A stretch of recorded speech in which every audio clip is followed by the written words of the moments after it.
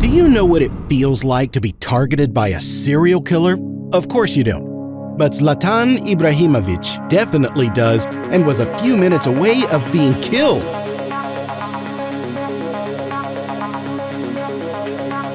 Peter Mangs is a well-known Swedish gunman who was wanted by the police for several shootings between 2009 and 2010.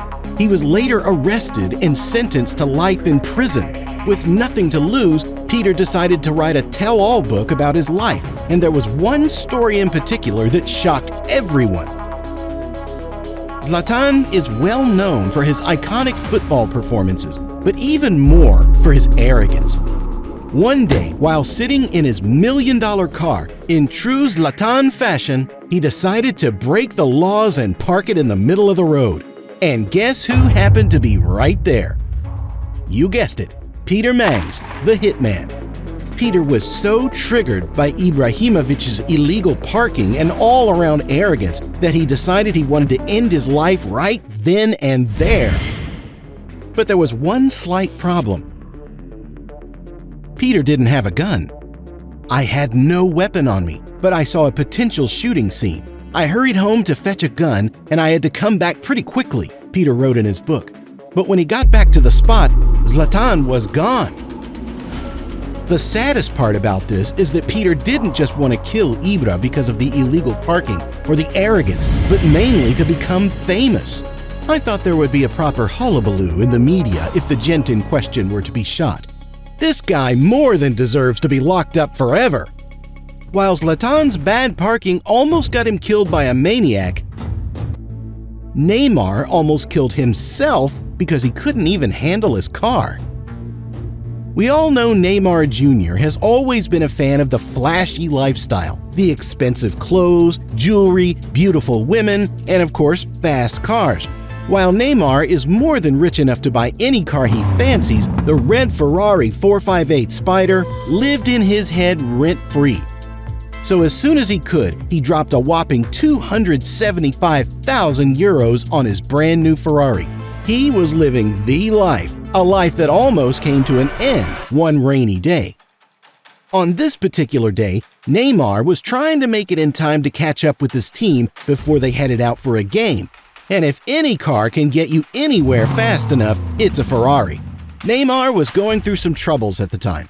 Spanish prosecutors were calling for him to pay a 10 million euro fine and serve 2 years in prison. And on top of all that, he hadn't scored a goal in about 6 games.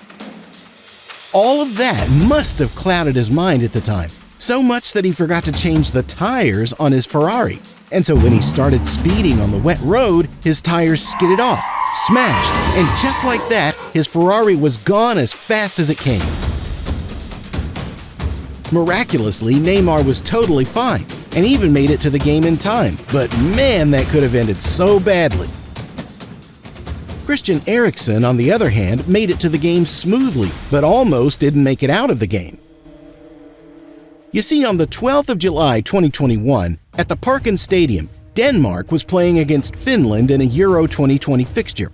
Eriksen was following a ball that was kicked out for a throw-in. As he was jogging back, he suddenly fell face down in the pitch. Nobody understood what was going on. Eriksen had suffered a cardiac arrest on the field, and his life was on the line. After resuscitating and defibrillating him, he was carried out on a stretcher, straight into an ambulance and to the hospital. Luckily, he managed to survive, and now plays with an implantable cardioverter defibrillator. And looking at the runs he has been making on the field for Manchester United these last few months, you wouldn't even think anything ever happened to him. The whole world was in shock, and many thought this was going to be his last game, even Eriksen himself. "I told Sabrina I may as well leave my boots here," Eriksen said in an interview. This story actually reminds me of the time Thiago Silva had to choose between his football career and his life. At only 21 years of age, Thiago Silva was getting ready to take over the world as one of the best defenders ever. In 2005, he transferred to the Russian club Dynamo Moscow for 3.5 million euros without undergoing any proper medical checks, and so it wasn't long until they started noticing some pretty weird symptoms. His stamina was low, he was coughing a lot, and was even having cold sweats. After a while, it got so serious that the doctors had to check on him. They were absolutely shocked at what they found and said if he was brought in only 2 weeks later, he wouldn't have survived. It turns out that Thiago Silva was suffering from tuberculosis for over 6 months. He had to stay in the hospital in isolation for an additional 6 months. It was very tough for him. The doctors would tell me to get up and go for a walk, but I couldn't do it. This disease is also contagious, so I was put in isolation, only able to play computer games and go on the internet, Thiago said in an interview. He needed to undergo surgery, but this particular surgery came with a hefty price. If he went through it, he would have to stop playing football forever. For Thiago, this isn't just taking candy from a child. This would be like ripping his soul out of his body. If he couldn't play football, what would he do with his life? He decided to go through with the surgery for the sake of his family, but deep down, it absolutely devastated him that he wouldn't be able to play football ever again. But against all medical advice given to him, Thiago started playing again, but very, very slowly. He eased himself into the game and took it on little by little. Over time, to the shock of the doctors and everyone around him, Thiago Silva made a full recovery, and his winning mentality helped him become one of the greatest defenders in the history of the beautiful game. Thiago Silva's story shows that a lot of things can happen if you don't give up on success. But for others like Dele Alli, it's actually his success which almost cost him his life. You see, Dele Alli was one of the shining stars at Tottenham FC, and the forward did not hide his flashy lifestyle from anyone. But maybe he should have toned it down a little bit when some of his teammates were hit with robbery attacks here and there. After monitoring Ali for some time, the robbers finally decided to strike his house. Dele Alli was chilling in his mansion, worth over 2.5 million euros by the way, with his girlfriend and his brother one night playing pool, when a group of thieves broke in and threatened Ali with knives. They punched him in the mouth and assaulted his girlfriend and his brother as well. They eventually left after having pocketed a little over 300,000 euros worth of jewelry. Dele was shaken, but grateful to still be alive after this absolutely brutal attack. But if anybody should be filled with gratitude, it should be none other than Lionel Messi, considering he was only 18 minutes away from his death.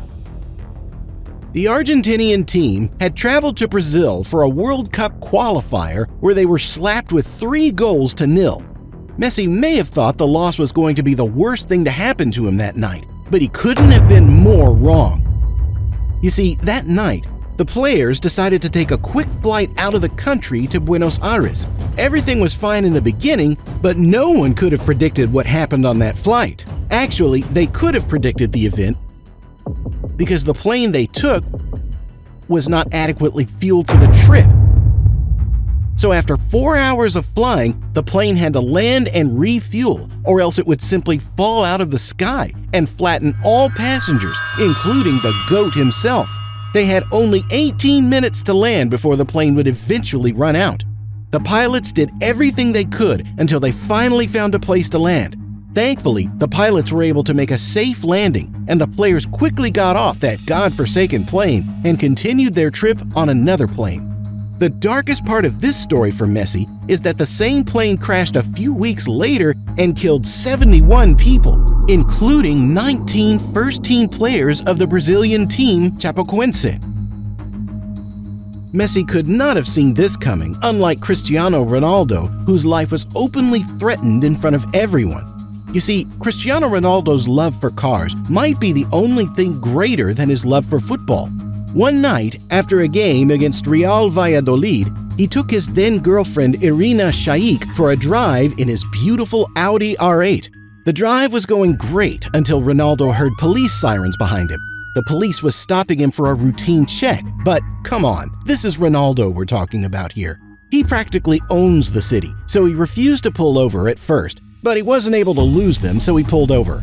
The cops asked Ronaldo to show his papers, and what Ronaldo said next won't be that surprising if you're familiar with the Portuguese player. He asked the cops, "Don't you know who I am?"